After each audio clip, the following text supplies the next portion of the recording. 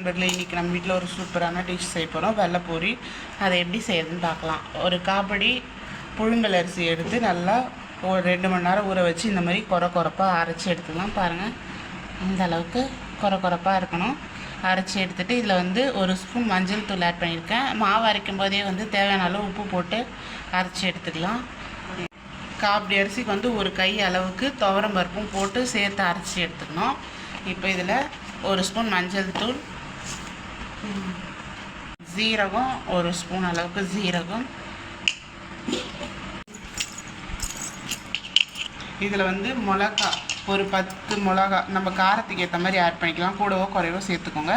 மிளகா, தனியா 1 கைப்பிடி அளவுக்கு தனியா, அப்புறம் இதில் பூண்டு வந்து ஒரு 10 to 15 பல் பூண்டு போட்டு கொரப்பாக அரைச்சி எடுத்துருக்கோம். இதையும் இந்த மாவில் ஆட் பண்ணிக்கலாம்.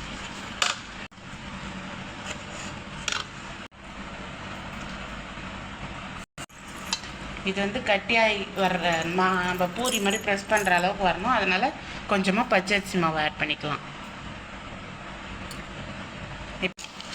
பிசைஞ்சு எடுத்துக்கலாம்.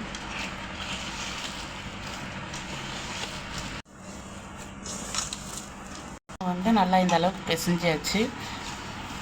கட்டியாகவும் இல்லாமல் தண்ணியாகவும் இல்லாமல் நம்ம பூரி ப்ரெஸ் பண்ணுற அளவுக்கு இந்த அளவுக்கு இருந்தால் போதும்.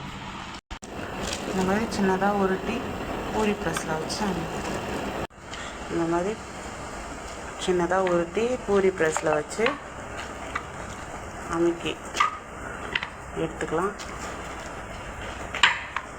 எண்ணெய் நல்லா காஞ்சதும் நம்ம ப்ரெஸ் பண்ணதை எண்ணெயில் போட்டுக்கலாம்.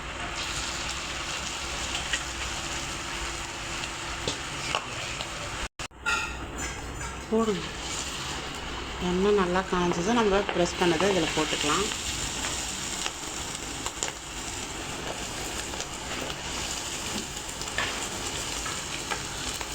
இந்த மாதிரி பூரியில் எண்ணெயை மேலே இறச்சி விட்டால் நல்லா எழும்பி வரும் சூப்பராக.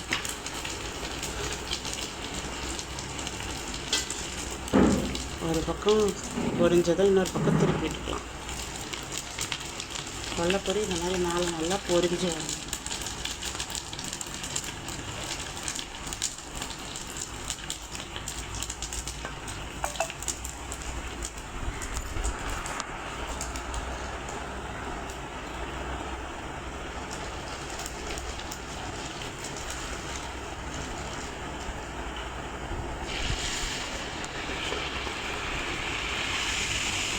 இந்த மாதிரி 2 பக்கமும் நல்லா பொரிஞ்சு வேணும். வெள்ளைப்பூரி ரெடி.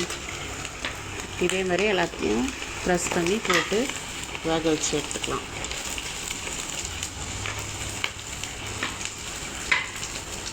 மேலே இந்த மாதிரி எண்ணெயை அரைச்சி விட்டால் நல்லா எழும்பி வரும்.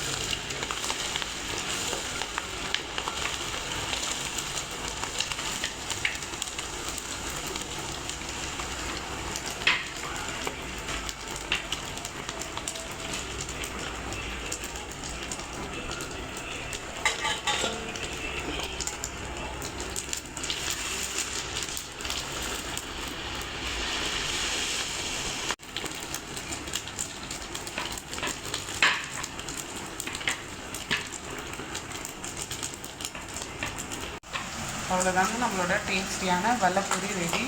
இது ஈவினிங் டைமில் ஸ்நாக்ஸ்க்கு செஞ்சு கொடுத்தா சூப்பராக இருக்கும்.